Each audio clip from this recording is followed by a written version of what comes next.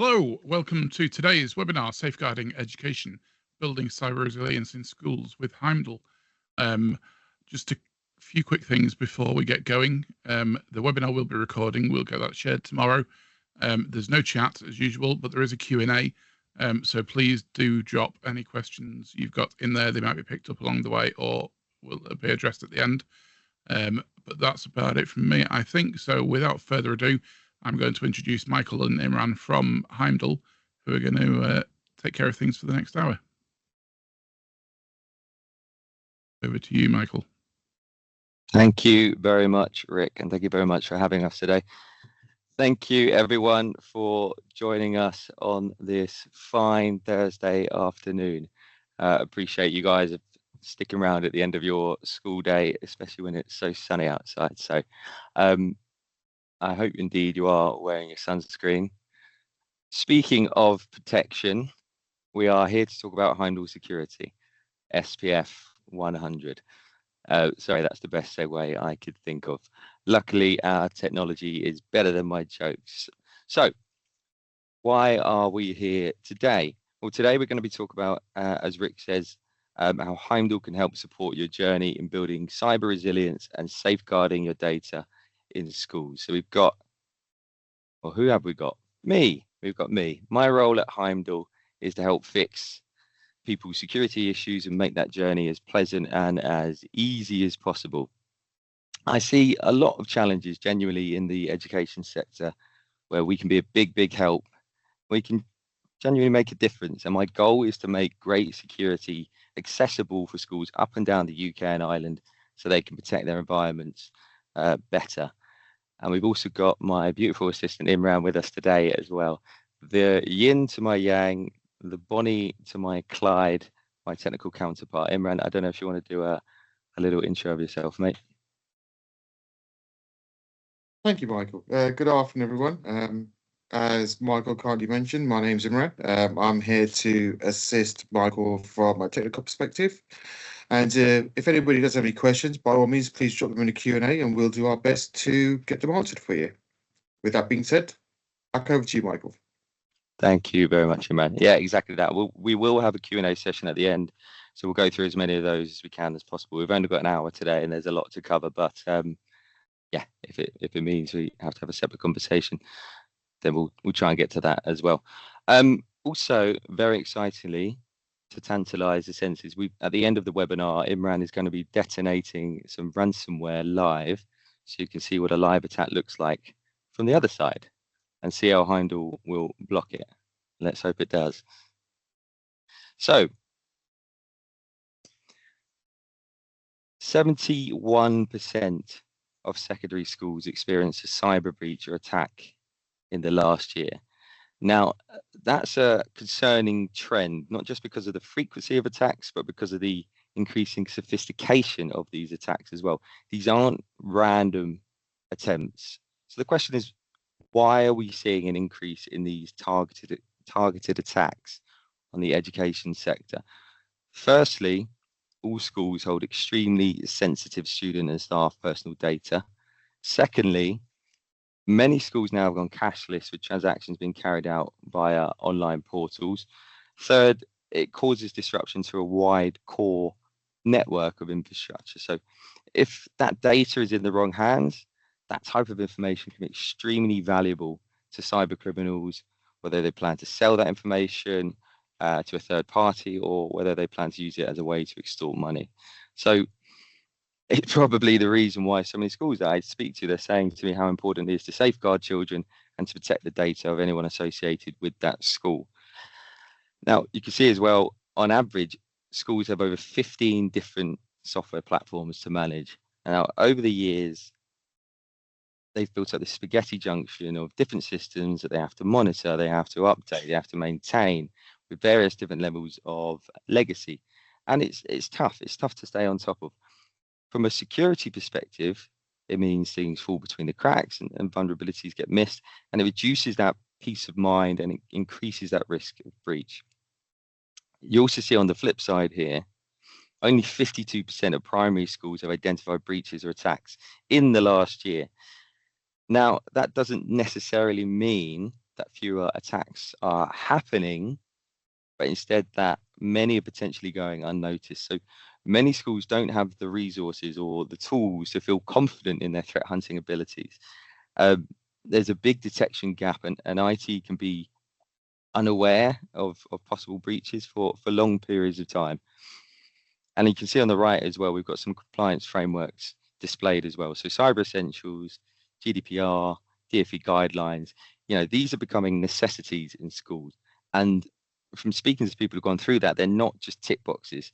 They're frameworks to help safeguard students and staff, which need to be adhered to year on year.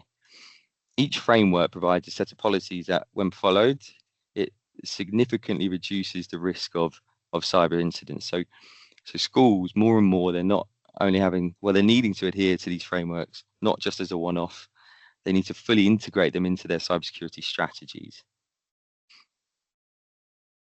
So Michael, am in the... Hello. Sorry to interrupt. I think you might be sharing the deck on the wrong screen. Oh, really? You got it there? Perfect. Okay.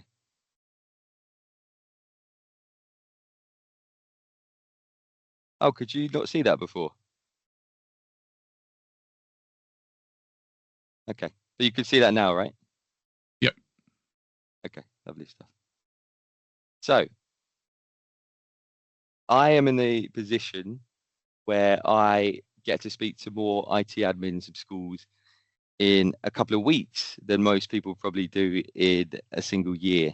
And essentially, I am offering pretty much cheap therapy sessions with an opportunity for them to vent for 45 minutes at a time. So I hear a lot of challenges, and I fully appreciate how difficult a job it is for IT admins in schools. And you guys are doing a phenomenal job, considering the list of tasks you've got to do is as long as your arm. And also the fact that you're in charge of everything with a pulse. The amount of times that I hear IT staff have to do the lighting for school plays is ridiculous. And that's just one of many things that you guys have to do. So the main issue I hear over and over again is the lack of budget and resources.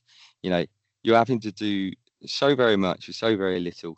And nowadays there are so many different areas of attack surface that you need protecting. Vulnerable software, endpoint monitoring, network monitoring, access control, and so on and so forth. And there's so many different portals that you guys have to manage, not to mention that security is just one aspect of your job in IT. Now you add in these different accreditations like Cyber Essentials, it's a lot. It's a lot that you have to do, to be honest. And you are absolute masochist from where I'm sitting, because you've chosen to do this. But here are some of the things that we've heard from different customers of ours. So one issue is, and these are quotes from some various customers. So one issue is the sheer number of devices in use across the school. Student laptops, iPads, BYOD, and the larger the network, the greater the risk. It makes the school a significant target for attack. Talk about valuable data. Schools and universities are treasure troves of sensitive data, personal student records, special education need details, critical research data. This data isn't just valuable, it's a prime target for cyber criminals and can have profound consequences if lost. Operational continuity, talk about, for schools, any downtime can disrupt the process of learning, and it's not just about inconvenience, it's about ensuring continuous access to educational resources. If we can't do that, we can't function as a school. Priority on education, not on IT. We're educators and admins, not security specialists. It's crucial to have a cybersecurity partner who can simplify that complexity, enabling us to focus on helping educate. And talking about the growing threat of ransomware. Ransomware is always the scariest issue. A breach wouldn't just lock us out of our systems and mean weeks of restoring data. It stops us being able to teach. And on that side note, again, if we did have any latecomers, or just as a reminder, we do have a live ransomware catching demo at the end of the webinar. You can witness how Heimdal is changing the approach to ransomware protection. So now, at this point, I wanted to introduce one of ANME's finest, who is with us today, Chris Maddocks, who has worked in IT for schools for many, many years and trusts Heimdal to safeguard his data. So, Chris, I'll pass it over to you, my friend. You're muted. Thanks, Michael. Luckily, I'm not sharing my screen this time around, but I made an error of being muted there. So Teams always change and can never find the right tools to do it. Yes, hi everyone. Thank you for joining this event today. My name is Chris Maddocks, and I'm the IT manager at Park Community School. Just following on from what Michael has said, our school has been using the Heimdal platform for roughly 4 to 5 years, to which I also understand that some other members of the forum also use the Heimdal platform as well. Park mainly uses the following modules of the Heimdal platform, which are the DNS protection for both endpoint and networking, ransomware encryption program, and the email security protection. In particular, the DNS protection provided at both levels give Park an advantage to when it comes to being protective, as the DNS-based attacks are often invisible to users, which makes them much harder to detect without proper protection. Heimdal has roughly, when we've looked in our platform, has roughly done millions and millions of blocked potential threats from different countries around the world. And we also get a nice report from the platform itself, which I can obviously go then to my leadership team and show them where the threats are coming from. The ransomware encryption program, to which we have seen firsthand within the campus, and how Heimdal does not allow that file to run in any aspect on the device with a very clever algorithm, has been truly noted by us and by our leadership team. And we've seen it firsthand with a couple of kids playing around now and again, and a few things coming from different countries. And Heimdal has completely stopped that threat. Also, the fact that the ransomware encryption protection module is actually been given out to the NHS for free, and that, in my view, speaks volumes on how they can portray and make it much more safer for the hospital environment as well.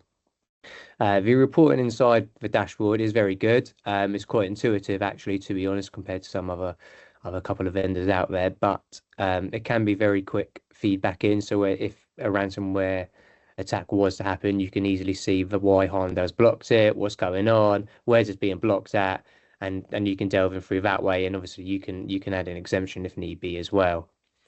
So from our technical side of things, Heimdal has been really, really positive for us.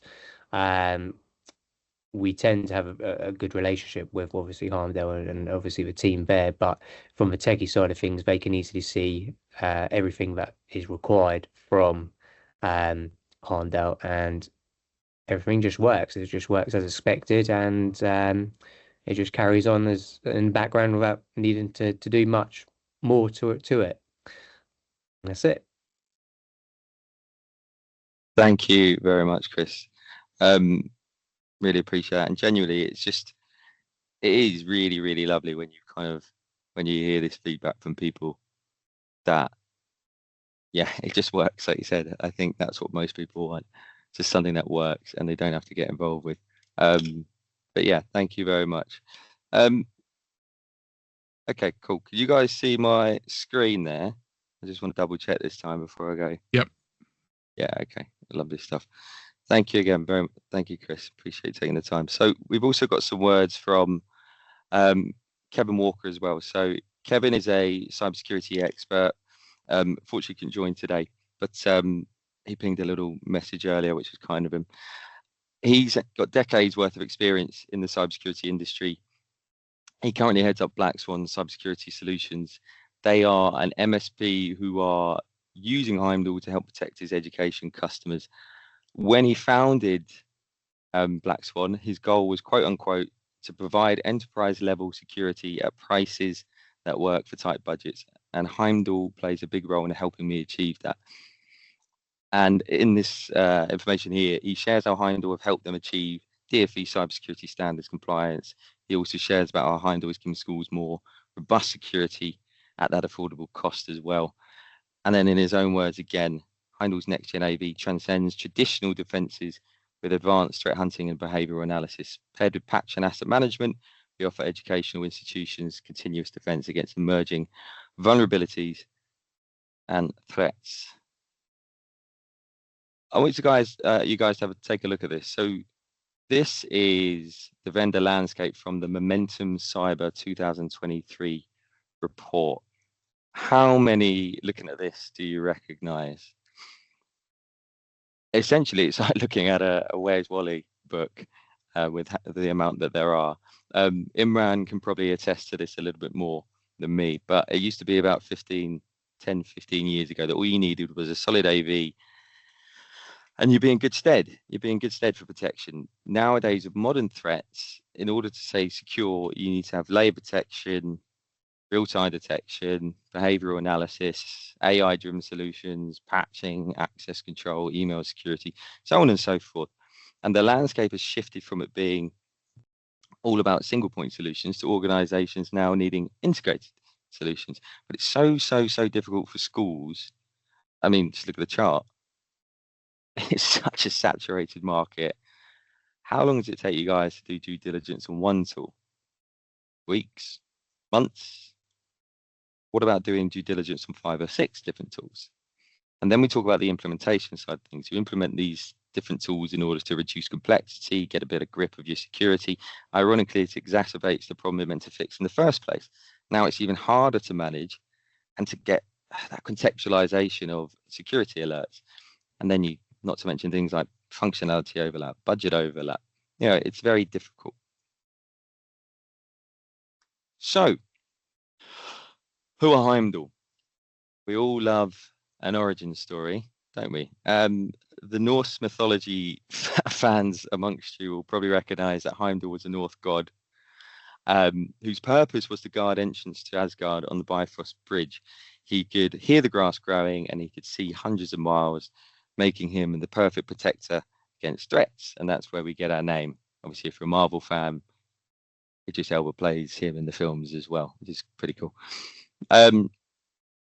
Heimdal Security was born through 2 ethical hackers. So they designed security software to defend against the best hackers in the world and what is widely considered the most prestigious and challenging hacking tournament in the world, DEF CON Capture the Flag in Las Vegas. Not only did they compete, they ended up winning the tournament and becoming world champions. That software is Heimdal's DNS security and patch and asset management. When our founder jumped on board, he saw a big gap in the cybersecurity market. The focus very much was on reacting to attacks after a breach has already happened. So the detectives coming in after the murder. But we wanted to change the game, change the perspective and the outlook on that. So our ethos from the very beginning has always been productivity. Prevention is better than cure.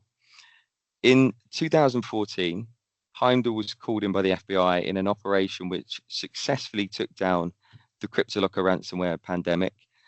And since then, we've been lucky enough to work with Europol, US Department of Justice, the Danish National Cybercrime Unit.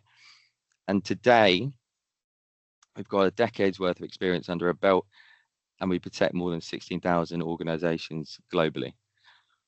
What's probably even more important to you guys is what makes us different and how do we help people?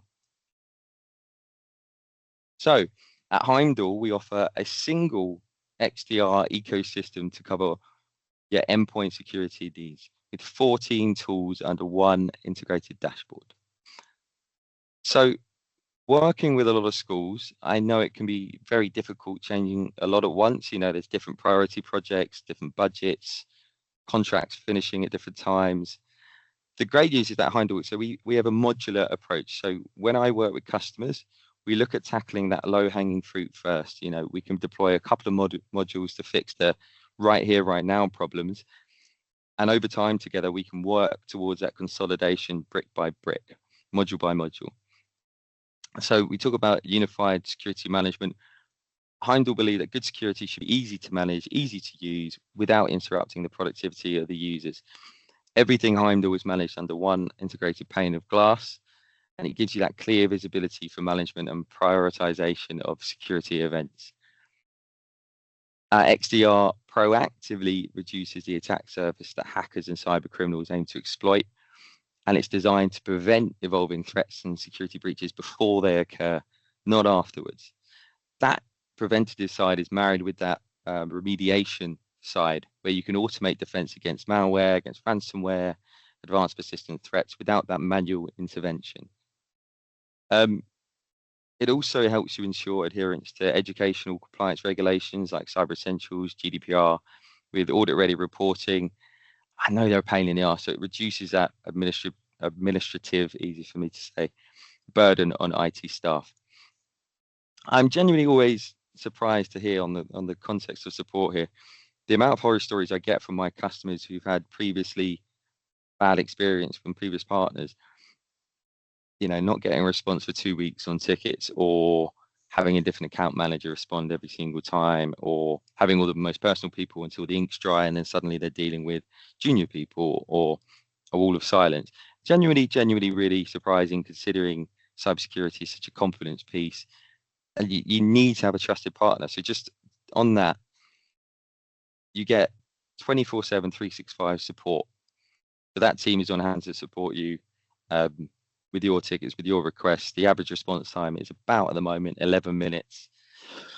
If you do decide to go with Heimdal as well, you will have a dedicated customer success team as well, who will support you on that ongoing journey towards security maturity, in terms of best practice, in terms of new stuff that we've got coming out. So they'll hold your hand throughout that whole process.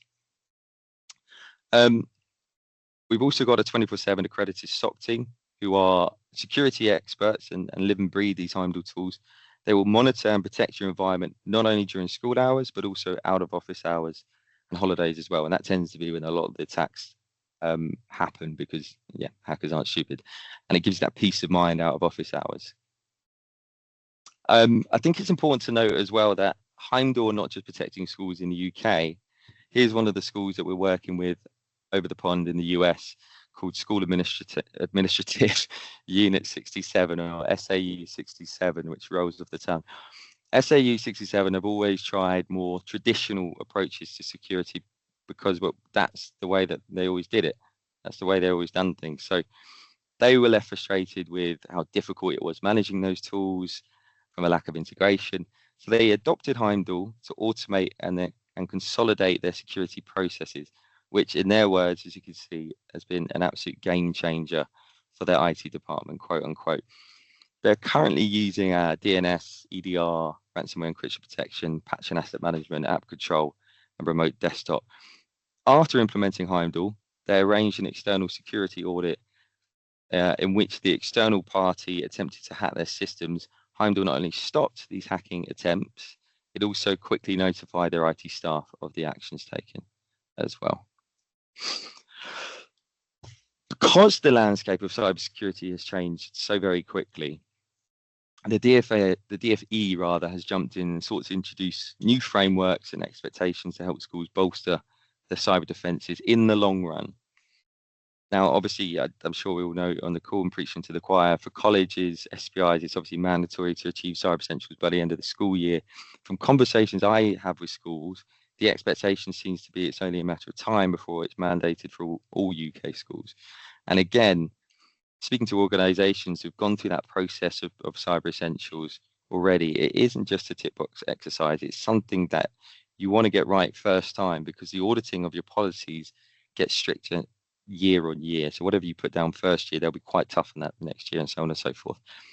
Also, with the proposed ban on ransomware payments, the focus is very much shifting towards more robust prevention and resilience rather than remediation.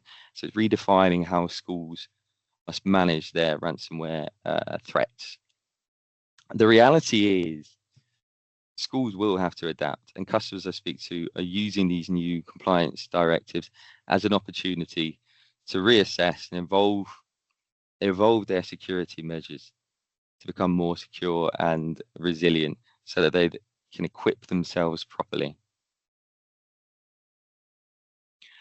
Cyber Essentials outlines 5 key security controls in its framework: firewalls and internet gateway. Schools should ensure that firewalls are in place to protect internal networks from unauthorized access. malware protection. Schools must ensure that anti-malware software is installed and regularly updated on all devices.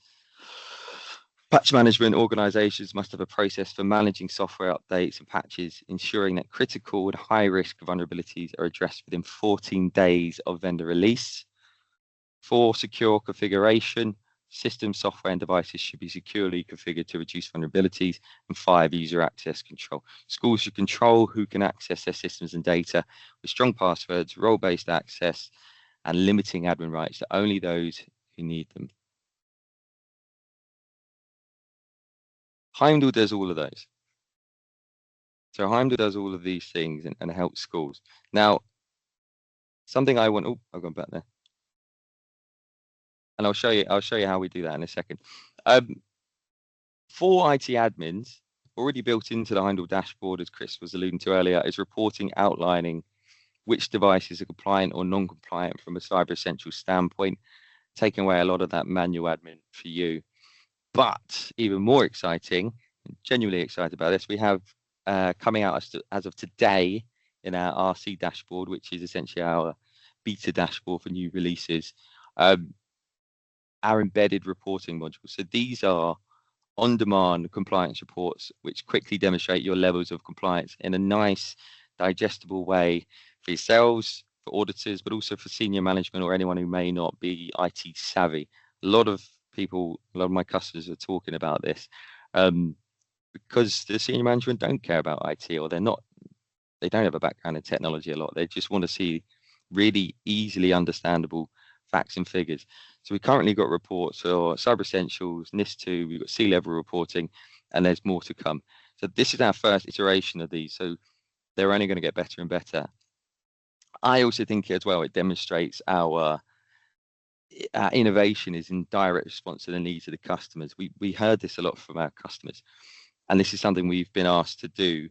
So we've put aside the time and the resources and the team to make this a reality. Here's a little sneak peek. So this is one of the mock-ups, by the way, so this might not be what it looks like in the final unveiling, shall we say. But this is one of the mock-ups here. So we'll give you an overview. In the interest of time, I shall move on. So here you can see all the different areas that make up our XDR. Obviously, like I say, they're integrated into one single cloud-based agent on your machines. Today, we're just going to focus on network security, endpoint security, and vulnerability management because we only have an hour and there's a lot to cover. So, very cool turning mechanism. We've mentioned how it's an issue for schools to protect different types of devices on the network, like BYOD, for example. DNS Security Network is a proactive threat hunting tool that uses AI to predict and prevent attacks on all IoT devices on your network at that DNS level. It's got embedded machine learning, so it will continue to block and to learn new zero-day threats by itself without your intervention. I don't know if you heard the story about there was a fish tank thermometer hacked in the US a few years back. So stuff like that, it would cater and protect for that. DNS Security Endpoint. DNS Security Endpoint does everything that DNS Security Network does, but it's got even more capabilities on top. Most importantly, I think it sits in the endpoint, so they're protected when they're in school, but also globally as well. So if that student or staff member goes home or on a holiday or whatever, they're still protected. And it will show you the process behind attacks. It also gives you category blocking in line with the UK government's initiative of keeping children safe in education. So you can control which sites students visit. You've also got our EDR. So our next-gen EDR comes in the form of our next-gen AV, which performs real-time scanning, looking for known and unknown threats based on file, process, behavior-based scanning. On top of that, it's supercharged with our XTP as well. XTP stands for Extended Threat Protection. Sorry to add another acronym into your lexicon. But that identifies any cyber attack tactics and techniques used by hackers and cyber criminals. Don't know, or if you're not familiar with the Mighty Attack framework, and Google it after this webinar and have a look, because it will show you all the tactics and techniques used by these hackers, all the way from reconnaissance all the way up to data exfiltration and impact. So XTP stops those threats, prioritizes those alerts, and it protects you against more complex attacks, say credential access or defense evasion or data exfiltration, things like that. Also, it comes inbuilt with tamper detection, so users, hackers can't turn it off, firewall integration, and brute force attack blocking, which locks accounts after multiple failed login attempts and requires additional verification.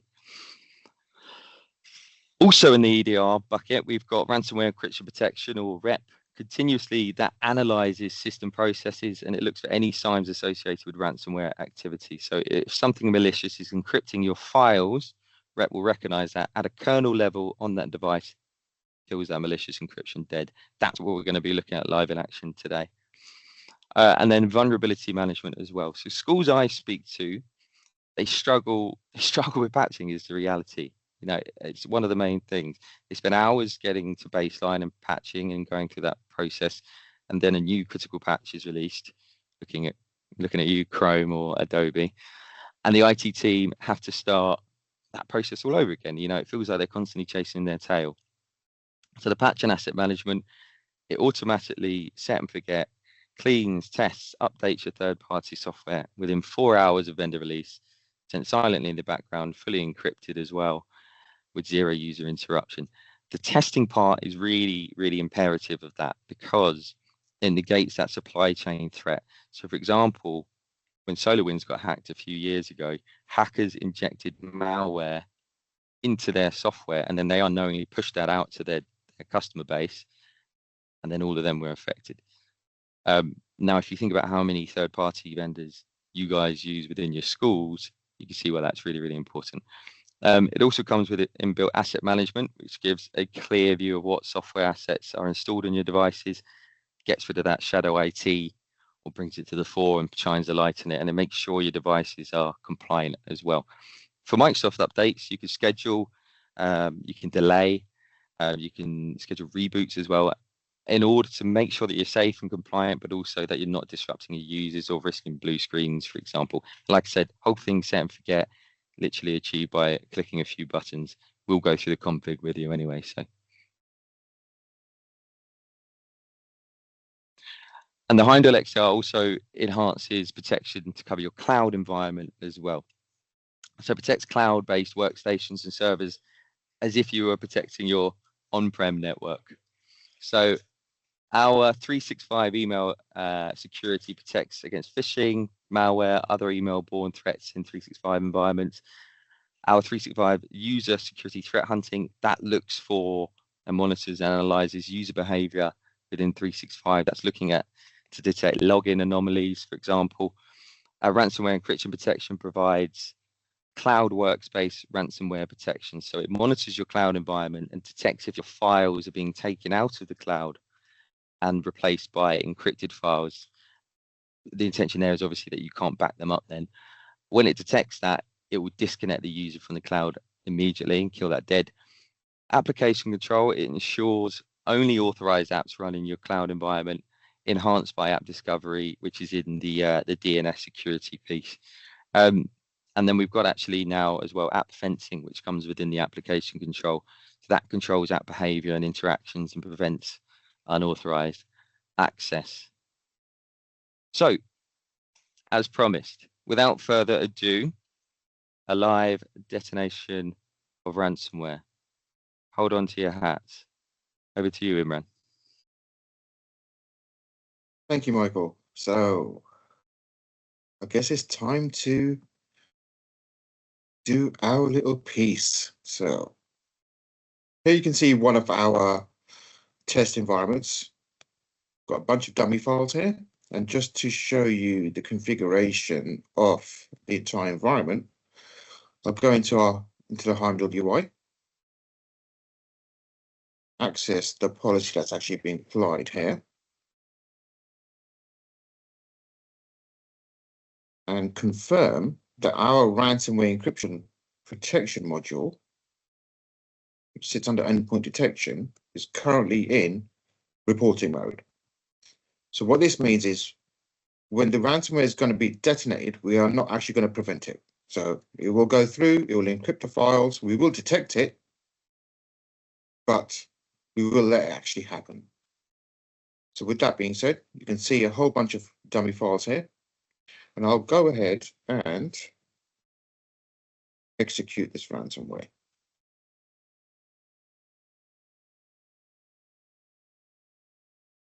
There we go. You should start seeing these files now start getting encrypted. And it only takes a couple of seconds. You'll see eventually this entire folder is pretty much done for from a ransomware perspective. And we're complete now. And with that being said, I'll quickly go back into our UI and I'll take us out of reporting mode. So we'll actively start preventing now. Quickly save our policy and show our agent there and give the policy a bit of sync with the cloud and the agent. Main reason of doing this is I am running a VM off my local machine, so just to make sure things do work the way they're meant to, it's always worthwhile giving it a little nudge. While it's doing the sync, I'll just quickly go in and show you the actual detection. So going into our products, into endpoint detection, ransomware encryption protection, and you can see here my host name, my username, the process, the Maverick ransomware. It did encrypt files, and it was detected in reporting mode. And just to confirm, go back to my policy quickly. Back to the ransomware module.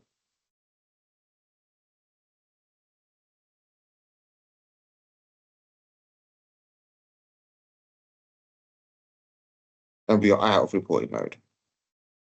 So let me quickly get rid of these files.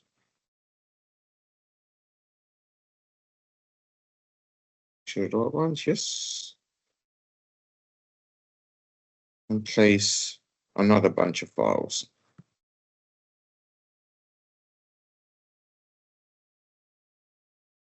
Okay, first set of files, still dummy. Not encrypted right now. I'll give the policy another quick sync just to make sure.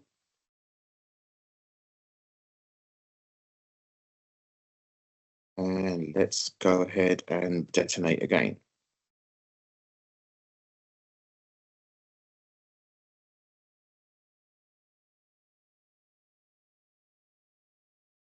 So while this is going through the process, you can see there straight away, we clicked in, we've detected the ransomware, 2 files that did get encrypted. However, the remainder of the files within the folder are actually clean, they're fine. And one thing to note here is the size of the file. So as you can see, it's just over 1 meg. The smaller the file, the faster the encryption process. The larger the file, the longer the encryption process takes. And that's the trick. The way our ransomware product works is we're not actually deploying decoy files. We're not having local honeypots or dummy files to track ransomware. We are actually looking at the encryption process itself that is running on the endpoint. So you will find that, legitimate applications that do perform encryption. It's not a problem. We can add them to our allow list. The main premise here, though, is the new ransomware that's coming out is, more advanced from where it was 5-10 years ago. They realize that vendors are putting decoy files, local honeypots, and they can circumvent that. The best way to detect ransomware is to actually look at the encryption process running on the endpoint, and that's where we come in. So as you can see, we have blocked the ransomware. You do see the respective detections within the agent itself. So you can see I did update a policy. The ransomware encryption module did detect it. It did prevent it. If I go to my UI and go back to my ransomware encryption protection module, you'll now see the most recent detection, and it was blocked. Previous one was detected, after taking us out of reporting mode, it was blocked. And then from this screen as well, I can see the full path to the ransomware. If I quickly select that, I get an overview of the full process tree. So here, I can see the ransomware. I can see any child and parent processes linked to it. I have the full path to the ransomware. I have the actual command line that was used to execute the ransomware. Moving on down here, I can also see the source and destination IPs. So if this ransomware is talking to the CNC server, that's all visible to us as well. More importantly, if you have a layered approach to cybersecurity and you're using our EDR module alongside our DNS module with vector and technology, I can block this communication straight off the bat. So I can stop the ransomware from even communicating to the CNC server to gain further commands, further controls, to gain a more persistent footprint within your environment. So that's how we perform ransomware protection. With that being said, I'll hand back over to Michael and he can continue. Thank you very much. Thank you, Imran. Let me share my screen again.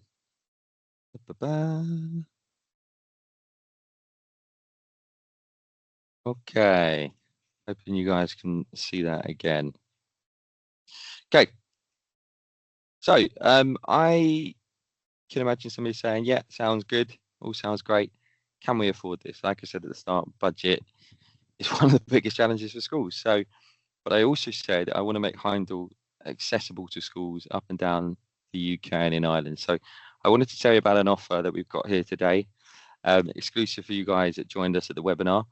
So for the first 10 participants to purchase one of our essential modules, you get a second one completely free of charge for the duration of your contract. So it operates on a first come first served basis. So just to clarify that offer details, pick your essential module. So choose from any one of the essential cybersecurity modules. So that's DNS security network, DNS security endpoint, next gen AV, ransomware encryption protection, patch management. Get a complimentary module with that as well. So for every essential module purchased, you receive another essential module of your choice, completely free for the duration of your contract. And of course, limited availability because it's a substantial value and cost saving from our side. So it's limited to the first 10 participants. You can see a QR code there on the screen. So scan that and that will sign you up to a meeting with yours truly, and we can discuss what you want. We can discuss, the best way to help. We're going to have a Q&A session now. The QR code will be on the next page as well, so I'll leave that up. But yeah, any questions from anyone? This is typically where everything goes quiet, so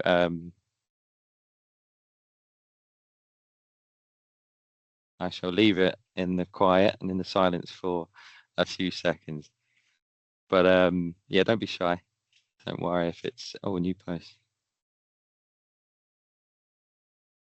That's from Rick saying into questions.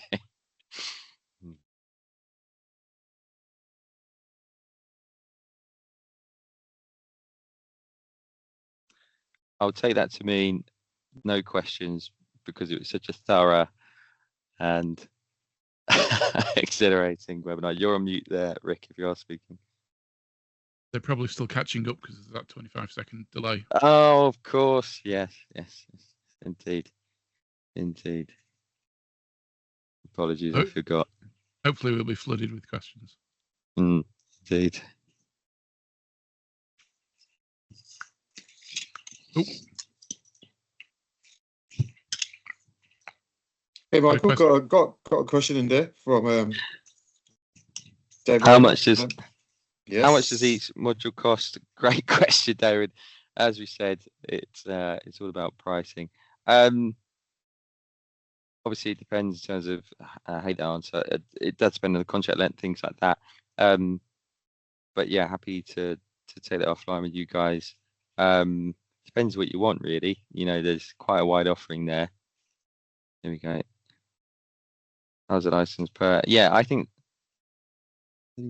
free education. Okay, I think they're all kind of combined on the cost here. So let me summarize that. How is it licensed per end user per device? So it's license per endpoint and per server as well. That's our discrepancy on that. Oh, just seen a meeting coming in. Lovely stuff. Yeah, happy to work with you guys in terms of that pricing, but we can go through it. It really does depend on what you want. And then what was it? Have you considered a free to education option? We have. And there are some modules free within this, obviously, as part of this offer. So yeah, that's what we're doing today. I don't know, I have a first name there, just a D. Some more question in. How does your DNS offering compare to NCSC, GSCQ, protected DNS? Great question. That is a great question. I literally sent this to someone the other day. So you're testing my memory. In fact, I wonder if I could get it up. But basically, Chris is saying it's related to Cloudflare. What do you mean there?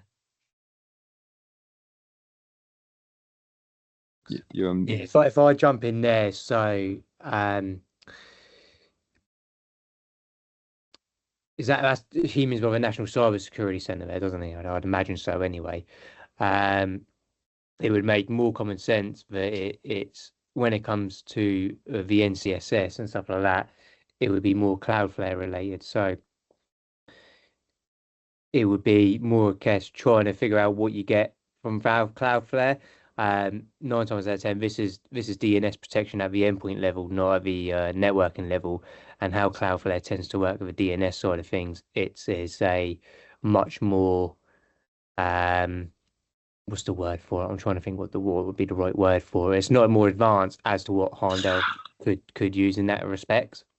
I've got a literal overview here. Yeah, I just had to find it quickly there. So the first difference is Heimdal will constantly be using machine learning. It will self-update.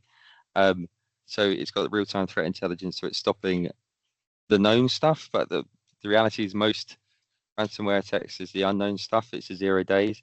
So it's constantly finding that. So the DNS has a predictive aspect to it as well. So based on behavior, you take all the attack vectors of the thousands of domains, or millions of domains rather, the 1,000 different attack vectors within those millions of domains, and then we predict future behavior of domains. So if a website has been active for 2 weeks, for example, but it says it's been active for 2 years, massive red flag.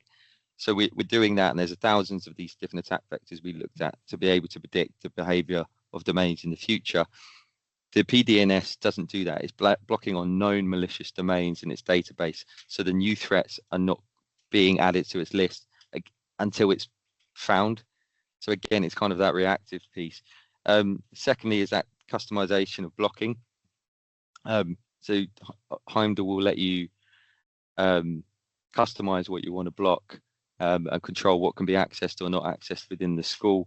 PDNS doesn't allow for specific category blocking of websites and no control of that categorization as well. Obviously, as I mentioned earlier, we have that in line with the keeping children safe in education as well. And then in terms of the reporting and alerting as well, we've got that overview, that reporting section, and obviously that's being enhanced now as well. PDNS doesn't have that as well. And I don't know if it's cheap or cheaper rather, or if it's free of charge, but I think these are the reasons why, because it doesn't have these certain things. But I literally had this question of a school who just procured Heimdal, and that was one of the questions they asked me. As I showed in that chart, it's a saturated market, so I couldn't quite remember the differences. So I just had to double check then what the comparisons are.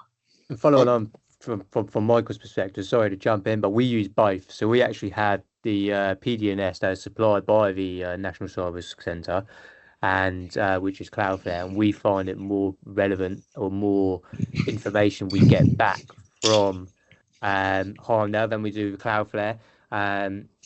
If you dealt with this type of solution, you'll be dealing with Essential more than anything else. So there's that element towards it as well. He is right in the perspective that they do have a certain threshold of list where they go out to, but in our point of view, we tend to look at the Heimdal solution more than the the Cloudflare side of things from the NCSC. I'd also like to add one point as well, please, Michael, if you don't mind. Please. The DNS endpoint solution also comes with another module called Vector N technology. So Vector N technology is our own intellectual property. So there's no other vendor that has this. This is our own code, our own solution, and it's the Vector N piece that can go out there and pick up your zero-day DNS threads, sites, etc. So in conjunction with the standard DNS product and Vector N, you're basically having a complete solution. And to give you some idea of what Vector N can do, I'd say approximately in a day, it's analyzing in excess of 200,000 to 300,000 domains. So by the end of the week, you're hitting about maybe 1.5 million domains that Vector N has analyzed, scanned, and either deemed safe or unsafe based on not just the content of the site, but other elements in regards to the time to live for the site, how the site is comprised, and additional data from that perspective, all to ensure that, your DNS traffic is secured and payloads can't be pushed down. Thank you very much, Matt. I think as well, it's probably important to mention, I mean, I don't want to bang the drum too much, but obviously it's a scalability aspect as well. These are, you can get point solutions or you can get integrated pieces as well. So it will share threat intelligence with DAV, etc. Any other questions at all? I hope that answered your question as well. Any other questions? Well, I appreciate we've had a few on pricing, and I'm really genuinely not trying to gatekeep pricing or anything like that. I'd say everyone who's pinged a message about it there, or if you're just curious, pop me an email. I can pop my email in afterwards if it's not available here. I'm not sure. And just ping me as well, and we can discuss that, because I appreciate some of you might not want to book a meeting before you know the pricing, because well, if this is outrageous, of course. So I appreciate that. Yeah, you might not want to spend your time there. So ping me, we can discuss it, and if you're comfortable, then we can book that meeting as well. Just want to say on that.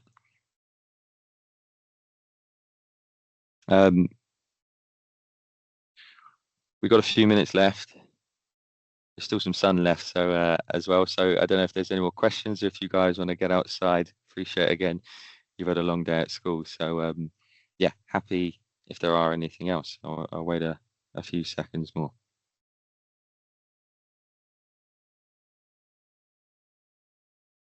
While we're waiting for that, are you happy to share the presentation? If you can ping it over, I'll add it to the portal so they can access that. Yeah, of course. Yeah, no stress at all. And obviously the contact details are in that earlier on, I think, on one of the earlier slides.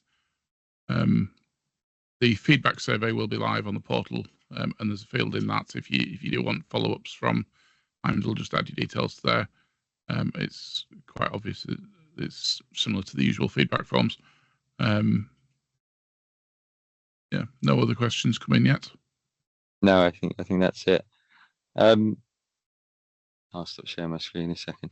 Thanks very much, guys, for jumping aboard. Genuinely, I'm working with a lot of schools at the moment, trying to make that process as painless as possible. I appreciate due diligence, and talking to salespeople is not the most fun thing to do at the best of times, so I try and make that an easy process. But very, very keen to help as many people as possible, and I appreciate it's an industry where you guys kind of talk to each other. So when we bring on new customers, hopefully they'll be able to tell you about what we did for them, and that process as well. But yeah, thank you very much for jumping aboard. Thank you, Rick, for hosting, and Chris for jumping on as well, and giving your kind of point of view, because I think that's invaluable as well. And Imran for obviously being the Bonnie to my Clyde.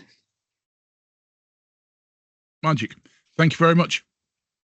Cheers, guys. Thank you, Imran and Chris. Cheers. Thank you. Thank you. Bye-bye. Take care. Bye-bye. Bye.